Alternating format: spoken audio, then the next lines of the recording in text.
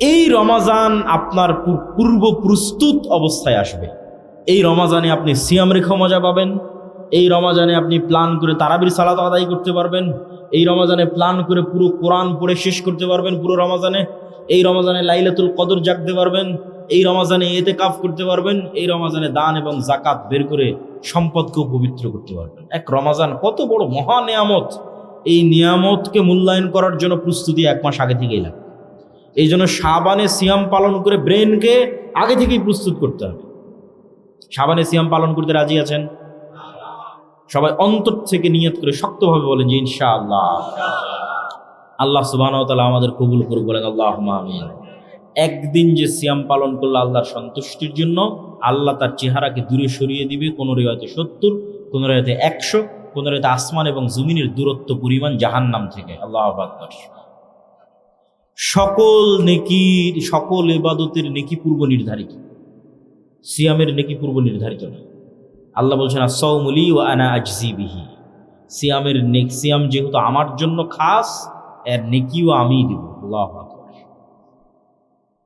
প্রত্যেকটা ইবাদতকারীর জন্য বিশেষ সম্মানার্থে দরজা থাকবে জান্নাতে। একজন মাত্র ব্যক্তি যাকে সকল দরজা থেকে ডাকা হবে, তিনি আবু বকর রাদিয়াল্লাহু তাআলা আনহু। আল্লাহু আকবার। সিয়াম পালনকারীর দরজার নাম আর রাইয়ান। সিয়াম পালনকারীর সম্মান, বিশেষ মর্যাদা, তার জন্য একটা আলাদা দরজা তৈরি করা হয়েছে, প্রোটোকল, বিশেষ প্রোটোকল। জান্নাতে একটা আলাদা দরজা তৈরি করা হয়েছে, যে দরজা দিয়ে সিয়াম পালনকারীদের ডাকা, বিশেষ প্রোটোকল।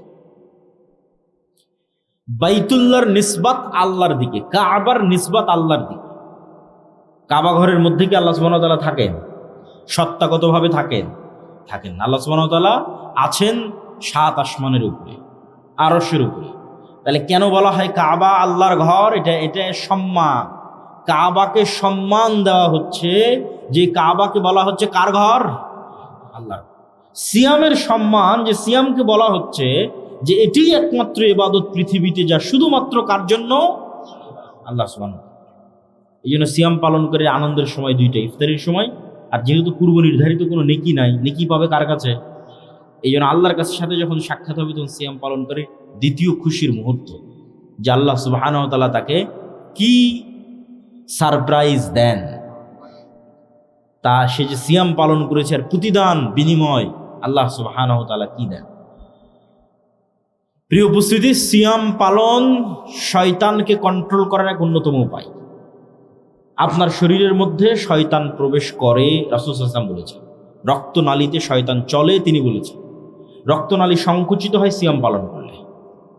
প্রত্যেকটা ইবাদতের সাথে মানুষের নাফসকে পবিত্র করার সম্পর্ক আছে। সালাতের মাধ্যমে আপনি এটাকে নাফসকে কন্ট্রোলে রাখতে পারবেন, সিয়ামের মাধ্যমে নাফসকে কন্ট্রোলে রাখতে পারবেন। যাকাত দেওয়ার মাধ্যমে নাফসের স্বভাবজাত চরিত্র হচ্ছে ও টাকা ভালোবাসে, যাকাত দেওয়ার মাধ্যমে ওইটা থেকে কৃপণতার রোগ থেকে নাফস পবিত্র হবে। নাফসের স্বভাবজাত স্বভাব হচ্ছে ও খেতে ভালোবাসে, খাওয়া বন্ধ করে দাও। খাওয়া বন্ধ করে দেওয়ার মাধ্যমে আপনি তাকে কন্ট্রোল করতে পারবেন, যে না, তুমি খাবার থেকে বিরত থাকো। এই প্র্যাকটিসের মাধ্যমে তুমি গুনাহ থেকে বিরত থাকার প্র্যাকটিস অর্জন করো। নাফস ভালোবাসা অলসতায় কাটিয়ে দিতে, কিছু করবে না, সারাদিন শুয়ে বসে কাটিয়ে দিতে, বলে না, একে বাধ্য করো 5 ওয়াক্ত সালাত আদায় করতে। যদি একে 5 ওয়াক্ত সালাত আদায় করতে বাধ্য করতে পারো, নাফস তোমার কন্ট্রোলে চলে এসেছে। এটা শয়তানের কন্ট্রোলে আর নাই।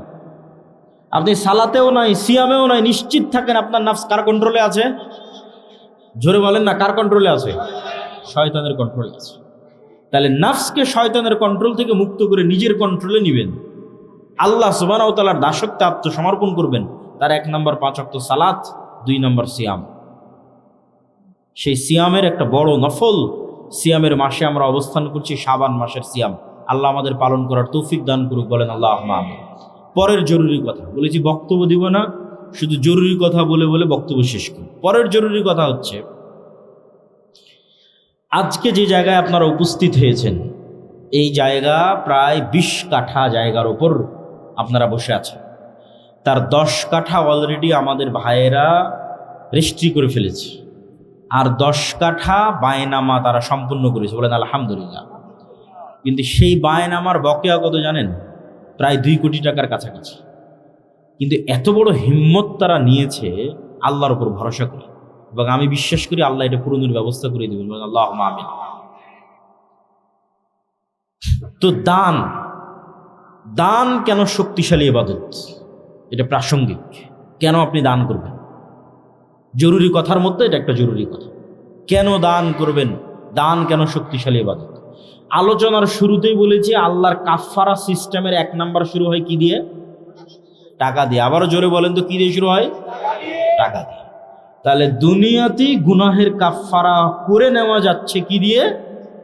আপনি নিশ্চিত থাকেন এই টাকা দিয়ে কিয়ামতের মাঠে গুনাহের কাফারা হবে।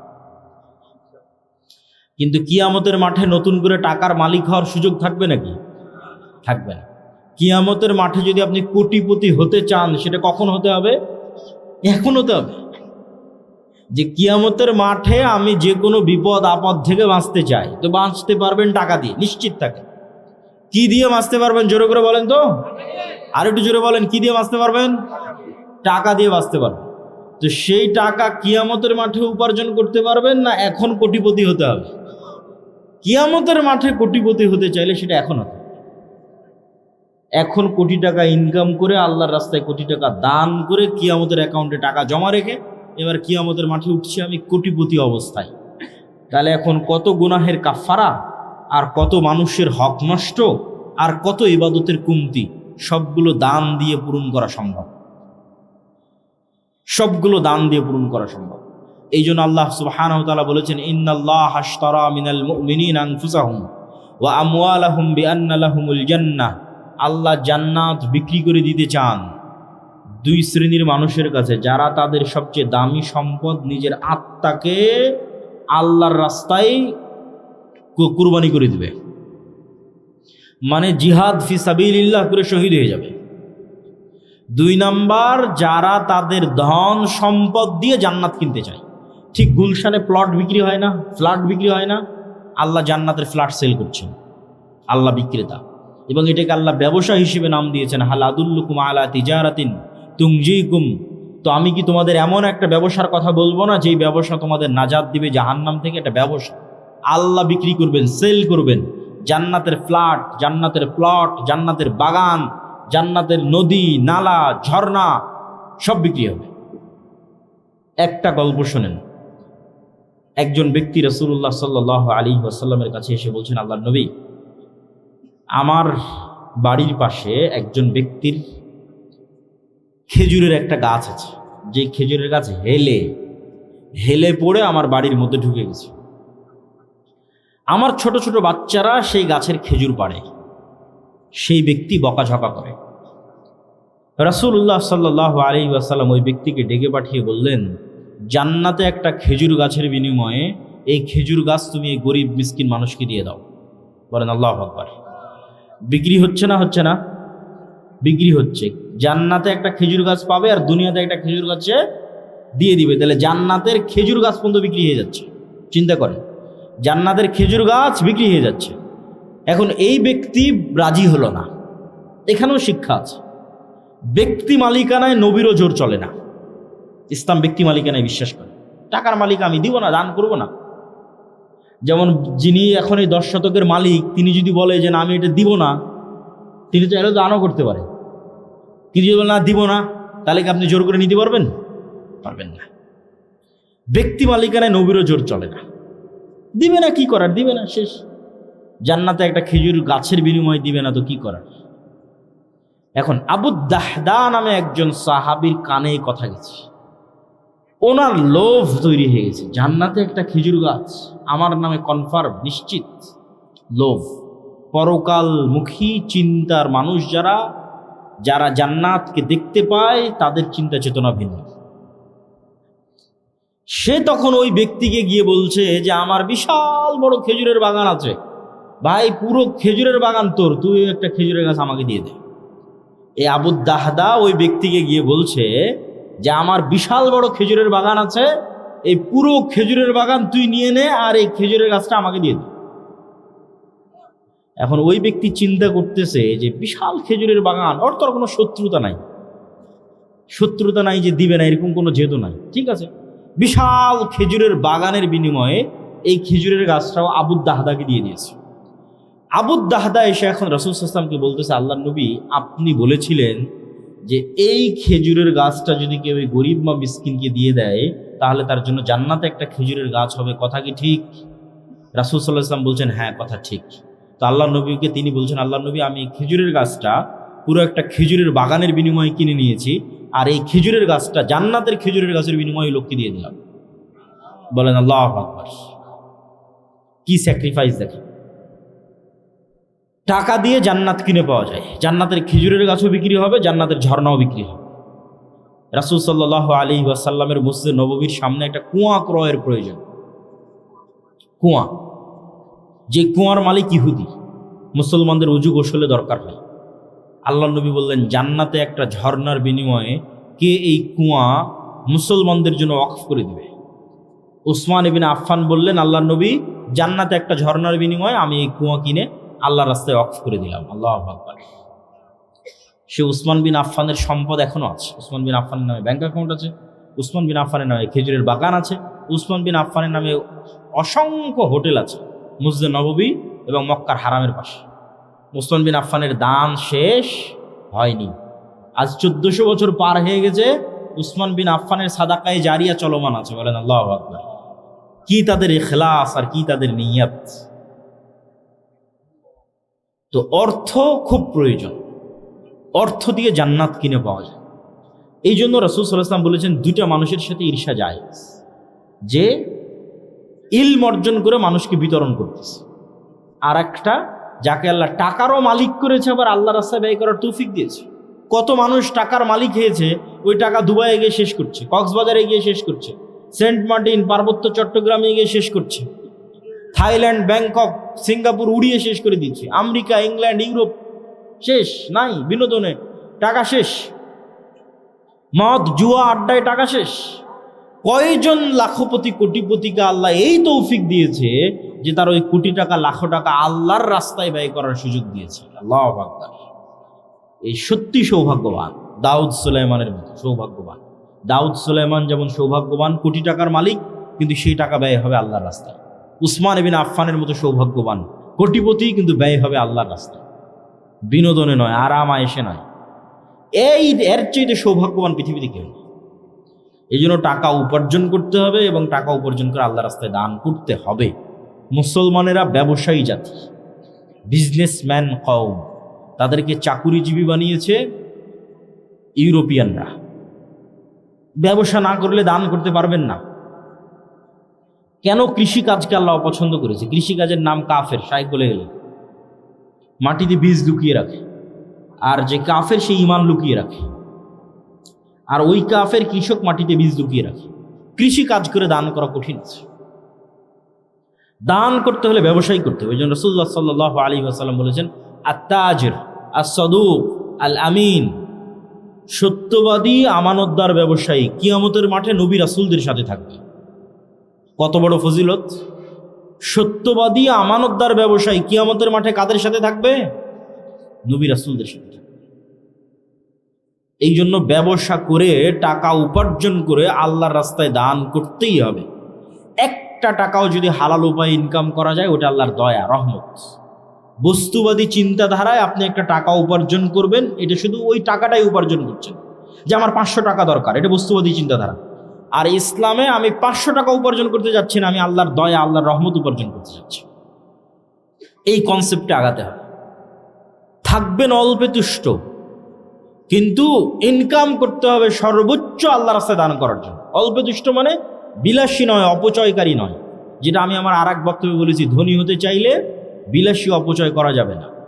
পোর ড্যাড এবং রিচ ড্যাড বইয়ের লেখক এটাই বলেছেন, যে রিচ মাইন্ড সেট আপ আর পোর মাইন্ড সেট আপ কি। দিলাম 50 লক্ষ টাকা আজকে আপনাদের সবাইকে। গরিবকে, যে 50 লক্ষ টাকা নিয়ে গিয়ে মনে করবে যে আমি একটা দামি 3 পিস নিব, দামি পাঞ্জাবি নিব, দামি জুতা নিব, দামি গাড়ি নিব, এ গরিব, আজীবন গরিব থাকবে। আর যে 50 লক্ষ টাকা নিয়ে গিয়ে বলবে যে আমার ছেঁড়া পাঞ্জাবি আছে, পাঞ্জাবি ছেঁড়াই থাক, আমার জুতা ময়লা আছে, ময়লাই থাক, এই 50 লক্ষ টাকা এমন জায়গায় ইনভেস্ট করব যেখান থেকে আবার টাকা ইনকাম হবে। এখন যে নিয়ে গিয়ে গাড়ি কিনলো, গাড়িতে তো তেল খরচ হবে, টাকার খরচ তো আরও বেড়ে গেল।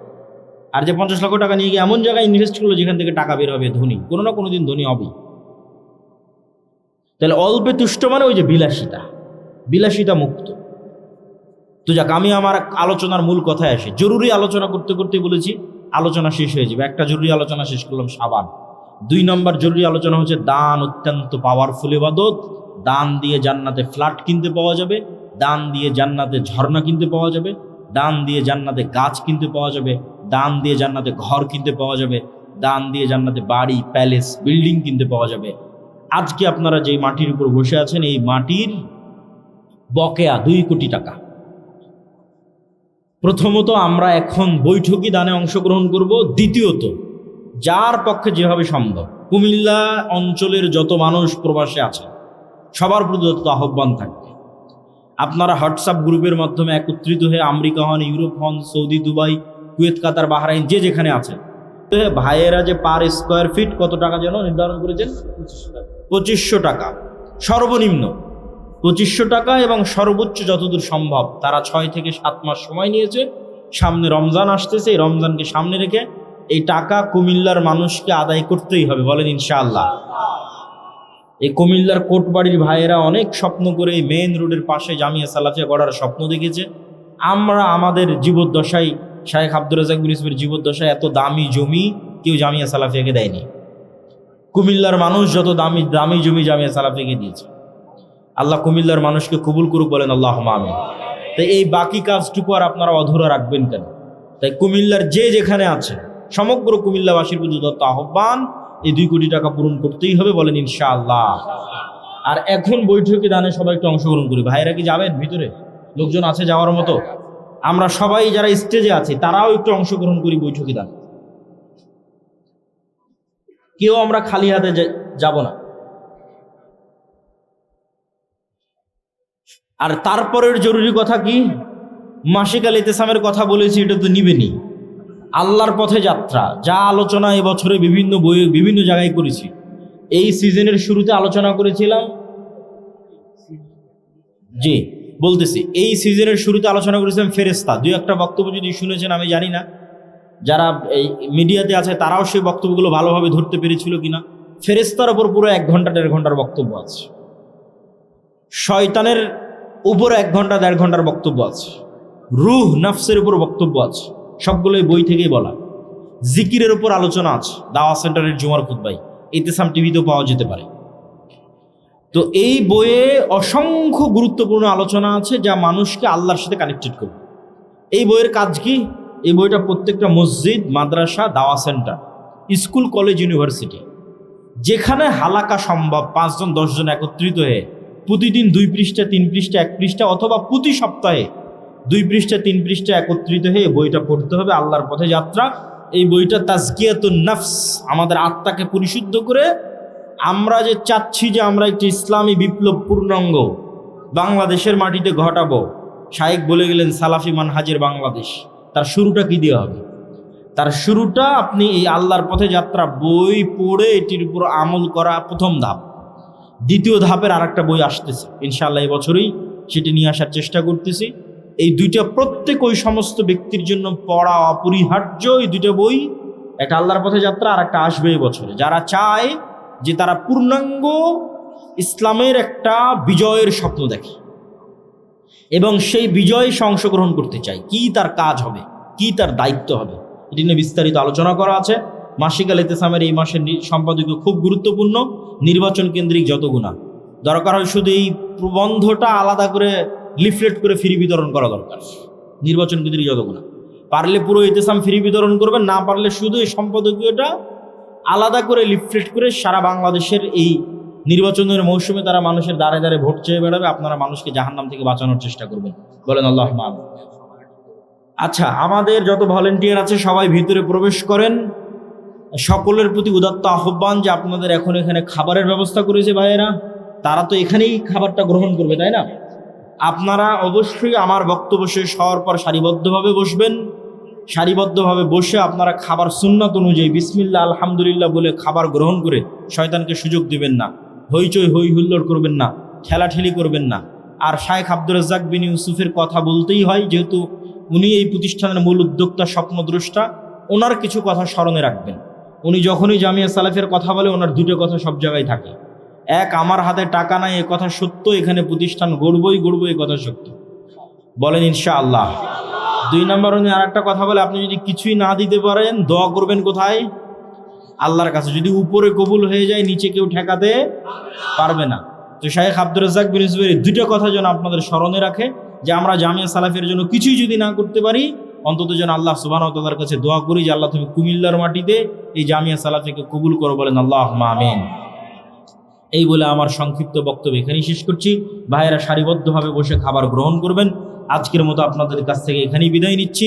আশা করছি রমজানের মধ্যে কুমিল্লার মানুষ আমাদেরকে হতাশ করবে না ইনশাআল্লাহ। আল্লাহ